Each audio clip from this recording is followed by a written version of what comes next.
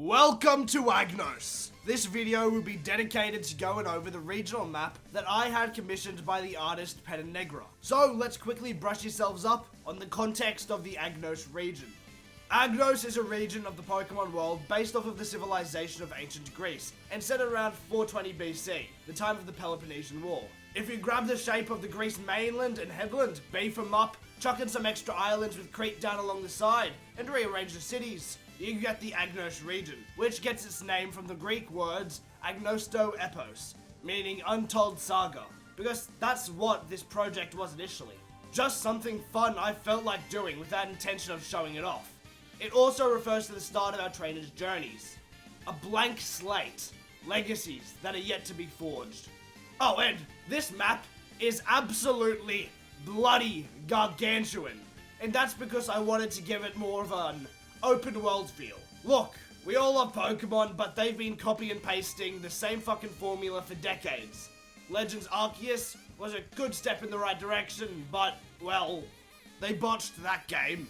So we're sticking with a semi-open world concept, but more on that in the gameplay video. Before we make a start of things, please go down and hit that subscribe button. It means a whole lot to me and shows that you dig the content. We start off over here in the starting town of Tutorstead, based loosely on Araxos village. For the names of the locations, a lot of them are just words with a place name suffix at the end. And so we have Tutor and Stead. Tutorstead was once home to the famous Agnos Region's professor, Professor Hawthorne, and as such, many scholars had moved there so that they may learn from the professor, and maybe, just maybe, have a little bit of his genius rub off on them. However, after his mysterious disappearance, the people of this town gradually left, leaving but a small population with a lot of old, decrepit and rundown buildings. One of which being Professor Hawthorne's laboratory, though the inside has mostly collapsed in on itself. And what's only made things worse for the residents here is their long history of hostile takeovers since this great war has begun. I couldn't tell you how many times bandits have rounded up its people, looted the village and sent those capable out as slaves. It is situated right next to the Fogwing Mountain ranges, with the main mountain, Fogwing Mountain, being right over here. As the name suggests, this area is covered in a thick fog that obscures all vision, and has become the hunting grounds for many large bird Pokemon. This place is based off of Caucasus Mountain, a mountain that isn't in Greece. However, in the mythology, it is here that the Titan Prometheus was chained up, and had his liver eaten by the Caucasian eagle. So it is also here that you find the Bravo Federation Lieutenant, Guy. And directly north of Fogwing, you can find two different locations actually, conjoined into one. The lower half of this area is simply known as the Ruined Battlefield, a battlefield that has been traditionally used in wars for generations. But with a step into it, you can see a plethora of bodies and smell the rancid stench of decay. You find the Bravo Federation Lieutenant, Fester, here who is currently amidst a battle against the Gamma Resistance. The Gamma Resistance Lieutenant, Herman, is occupying the higher segments of this battlefield at Outlook Point. This lone tower has withstood the toils of time and acts as a vantage point for the front. At its peak, you can see all the vast landscapes around it, making it perfect for surveying the land and spotting casualties. Moving on over here, we have Garaport City from Garage and Port, a city of innovative and creative people. Garaport City produces the finest of crafts, such as ships, chariots, and statues. It, whilst not entirely based off, has some influence from Tripoli. And on the southernmost end of the headland is Amour Lake, a lake with a small island at its center. Pokemon appear to act very territorial around here, and that's because the air around this lake is filled with hormones that are completely fucking up with the Pokemon's rational thought. It's not particularly based off of a place in Greece, however you could say it pulls from the island of the Sirens, as it is here that you find the Gamma Resistance Lieutenant, Cinnamon. Also littered across the map are various campsites, mines, ruins, and cave entrances. But this campsite over here, crossing towards the mainland, is a lot larger and more unified. This is Camp Comgrad, influenced by Spartan training camps. Its name is a mix of comrade and the suffix grad. The training grounds here are only for the most elite soldiers and athletes. An invitation to train at this facility is proof of your strength and ability. And it's also here that you find Butcher after initially defeating him in Fort Stratos. He comes here to train, and so here you can rematch him. Speaking of Fort Stratos, Agnos' capital, we'll start with this place now that we've made it over to the mainland. It is based on Athens, and its name pulls from the word strategy. It's a large defended fort with a thick wall protecting its goods. There is an outer wall that protects the city itself and the less wealthy individuals, as well as a large fortified temple complex in which the wealthier citizens reside. The temple itself is pretty much a mix of Athens' Parthenon, the Acropolis, and Temple of Athena Nike. It also boasts a massive Colosseum, designed after the Colosseum in Rome. People from all over Agnos had once come here to the capital, simply so they can experience the fights held here. Gladiators fighting gladiators, gladiators fighting slaves, gladiators fighting Pokemon, and the biggest spectacle of them all, the frequent battles between the Gamma Resistance lieutenants, Butcher and Blair. You find both Butcher and Blair here initially, but only Blair remains for the rematch. A bit further upwards, we have Direwoods, a massive redwood forest filled to the brim with wild Pokemon. Redwood forests are very, very, very fucking rare. You can only find them in San Francisco, but guess what? There was actually one in Greece. Granted, this was millions of years ago, but on the island of Lesbos, there is a petrified forest of redwood trees. And so Direwoods is a labyrinth of petrified redwood trees. However, they're still standing and growing as if they were alive. It is common knowledge that venturing too far into it is a grave mistake. Many reckless children don't heed these warnings, and some never return. Scurrying along in here is the Bravo Federation Lieutenant, Conan. And swinging back around here, we have the town of Noctville. The people of this town coexist with the wild Pokemon that wander throughout it. During the daytime, this place is quite dull, but at night, the whole town appears to glow. This is because the whole town is covered in like invisible ink paintings and murals, the moonlight making the special ink shine. As you can probably assume with its association with the night, its name comes from nocturnal and Ville. It is here that you find the Gamma Resistance Lieutenant, Diane. Her twin brother, Dean, is the Gamma Resistance Lieutenant who rules over Seerington, named after Seers with the suffix -ington. It is based on Delphi, hence the whole Seer thing, referring to the Oracle of Delphi. This is a sunny town with very happy but superstitious citizens. Like, superstitious to the point where it's fucking unsettling as all shit. At the town center is a grand temple and a trainer that can see into the future. And because this is Delphi, there's also a shiny Fennekin you can get from the Oracle during her side quest, as well as a spirit totem Delphi to fight, based off of Delphine/Python. Spirit totem Pokemon are pretty much extra strong totem Pokemon that existed long ago, parts of their soul still attached to the land. You can't catch these, they're like extra boss battles you can find all over Agnos. Like there could be a Spirit Totem Archaic Arcanine around here, based off of the Nemean Lion. A Spirit Totem Flamintar here in Crete for the Minotaur.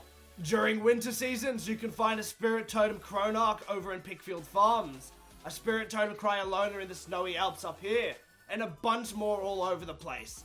You get the idea. If we move just a bit, we can see the entrance to the Forge, at the base of Mount Gamma.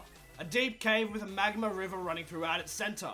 Scattered all throughout the cave are various metal objects, shields, swords, axes, armor, jewelry, and the sort. This is all shit forged by the Gamma Resistance Lieutenant Corbin.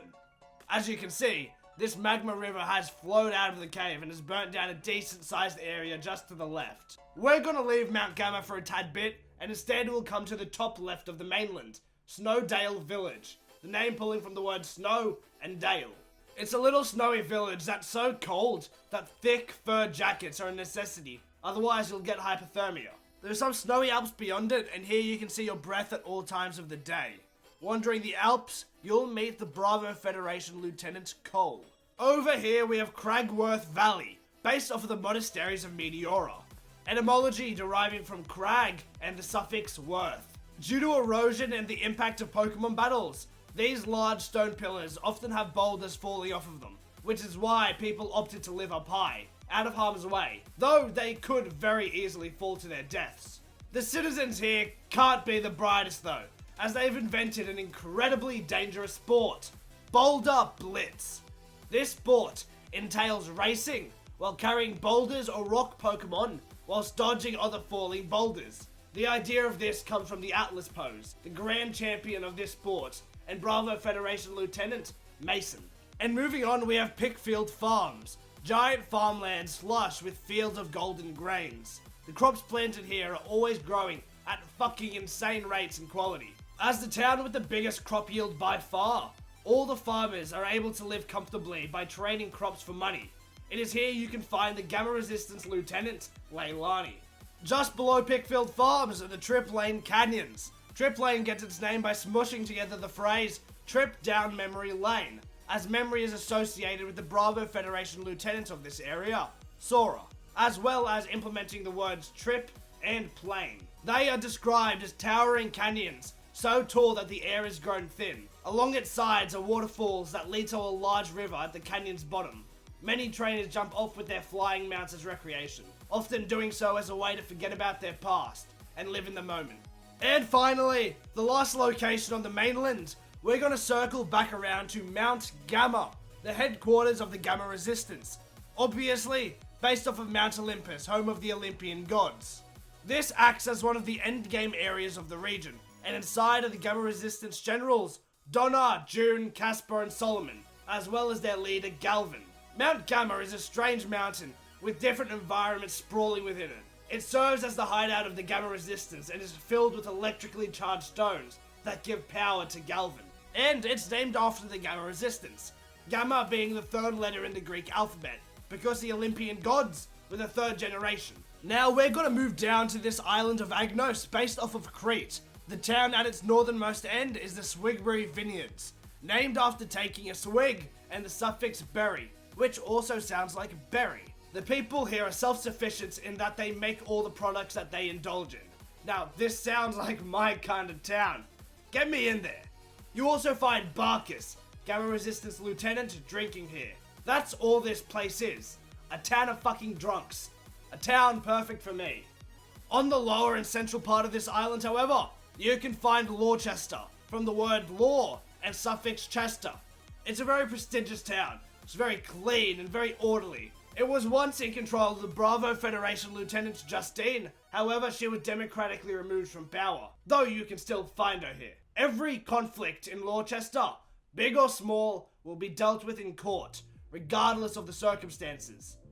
Oh, and this section here is the main town, but all these other buildings are still technically a part of Lawchester. The small island next to it is known as the island of On-Sen, based off of the hot springs of Peliknatos. People all over Agnos visit this island to experience its abundance of high-class hot springs. People often lose track of time quickly when here, so it also pulls some inspiration from the island of the Lotus Eaters, an island in which its people would forget their homes and loved ones after consuming one of the narcotic lotuses. Now up above we have Bravo Island, which is based off of the island Thera, or Santorini as it's now known. This is the hideout for the Bravo Federation, down this inactive volcano over here. Just like Mount Gamma, Bravo Island is named after the Federation, Bravo meaning 2 in the ICAO phonetic alphabet, as the Titans were the second generation. Now in the mythos, the Titans resided upon Mount Orthrice, but I didn't want to do just another regular mountain because we have Fogwing and we have Mount Gamma, so I opted for a volcano instead. The island of Thera is actually famous for having its volcano erupt during the middle of the Bronze Age. The volcano here is small, but it packed to punch, wiping out everything on the island. However, it has since been inactive. Despite this island having been completely barren after the eruption, people had come to visit this island to lay their deceased families to rest. This kind of became a tradition, and eventually led to the creation of Cryptwick City, pretty much a large-scale graveyard and a sanctuary to the deceased. Even though the island had been devoid of life, after having so many bodies buried here, the island had absorbed the energy of the souls, and as such, life began to sprout again, though much of it is warped, hence the bluish tone to some of the trees and shit. Here you meet the Bravo Federation Lieutenant, Damien. The final island in Agnos actually isn't there for most of the year. Arkadius City is based off of Elis, but the island in which it resides is based off of Aea, an island of Greek legend said to be home to the sorceress Circe. The real-world location of Aea is something that no one has a solid answer on. Sure, there are plenty of theories, but they're just that. Theories. Game theories! And so in Agnos, this island just mysteriously comes and goes. Whenever this island is around, however, it is a time of celebration. People all around the world from different regions gather to Arkadius City so that they may participate in the Pokemon Olympics. Yeah, so this island has become a massive spectacle in which Pokemon trainers compete in a wide range of different, quote-unquote, sports. But all the details for this will be explained another time. And that's it for the map. Tell us your thoughts in the comments below. Make sure to subscribe, and I'll catch you fellas later.